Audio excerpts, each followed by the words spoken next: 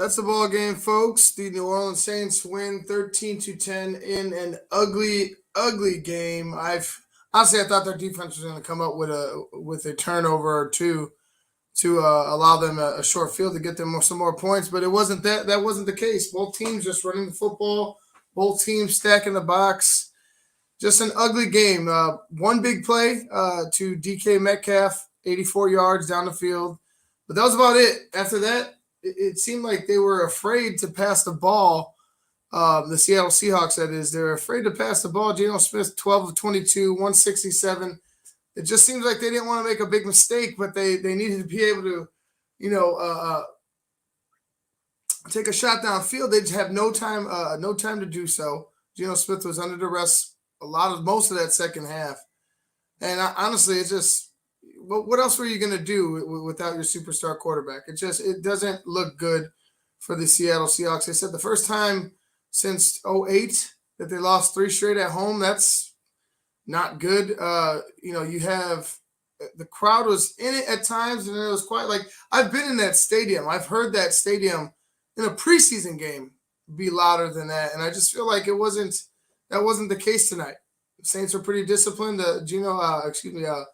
Jameis Winston was solid, 19-35. He passed a lot more than I thought they were going to pass. They took a lot of shots in that second half. A couple of them could have hit for big plays that would have set up the New Orleans Saints in prime field goal position, but it wasn't to be. Alvin Kamara, 20 carries, 51 yards. Jameis Winston, 8 for 40. Alvin Kamara also 10 receptions off of 11 targets, 128 yards. And a touchdown. The closest guy after that was Adam Troutman, 3 receptions, 36 yards. He had that fumble, that big fumble that I felt, if they were able to, even if they didn't come up with points that drive, if they were able to flip the field and pin the Seahawks back, I would expect them to find success scoring in that ensuing drive, but it wasn't the case. Wasn't able to hold on to the football. Cornerback came diving in and made a good solid play on him. Couldn't hold on to it. It was wet. It was wet, rainy. You can't expect everybody to be perfect, especially in the slop. But that wasn't a prime time to fumble the football. Luckily for him, they were able to pull out the victory, 13-10. For the New Orleans Saints. And yeah, Jameis Winston just solid, nothing spectacular. Like I said, it was raining, it was ugly, but just solid, continuously so. Added another touchdown to the season's resume. That's 13, I believe, on the year, and only 3 interceptions. That's the biggest thing. We make fun of Jameis for being the 30 for 30 guy, but after the LASIK surgery, that seems to have done him really well, and also pinning him with Sean Payton, somebody who's able to coach him up and really settle him down. He looks very calm back there. And, he has a lot of time. He had a lot of time tonight. The Seahawks pass rush didn't really get to him as much as I thought they might. And honestly, he's just a sneaky athletic, Jameis Winston. He doesn't really have an unathletic type of build to him. He looks like he can move, but you just don't expect it from him. It's not something that usually Jameis is beating you with his arm. To be honest with you, 30 touchdowns, 5,000 yards. Like the guy can beat you with his arm from the pocket.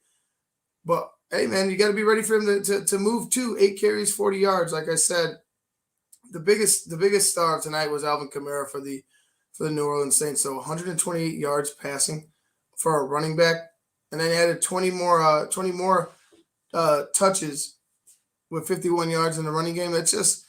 He's just everything for them. And if they had Michael Thomas tonight, it might have helped. But Alvin Kamara does it all. And as long as Jameis keeps the ball in the offense's hands, I think they'll be A-okay. They're sneaky good team. Like they lost to the Giants, and we'll see the Giants next week against Kansas City on Monday night. And I think that might be a garbage bowl. But Kansas City does have offense. They do have that dude.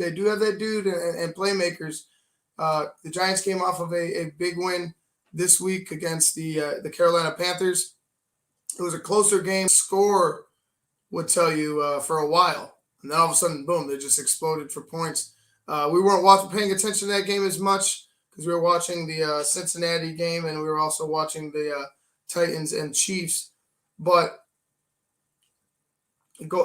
staying with this game, you look at what's on the horizon for the Seahawks, and it doesn't get any better. You know what I mean? It doesn't get any better. You have to be able to tread water in time for this pin to come out of Russ's hand, so he could be able to do the things that Russell does for that Seahawks offense. Otherwise, I think this Seattle season is in very, very deep water, and I don't know if they're going to be able to swim their way out of it. But anyway, guys, I'm Ivan Vargas. The New Orleans Saints beat the Seattle Seahawks 13-10.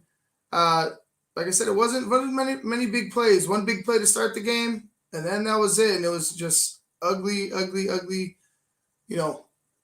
punch you in the face type of football. Run the ball defense. And yeah, just 3 points separated them in the end, even though there was some big plays missed and left on the field by both teams. But anyway, guys, I'm going to get out of here. I'm tired. Time to go to bed. I'm Ivan Vargas. You've been watching the Monday Night Football Show on Sports Zone Chicago.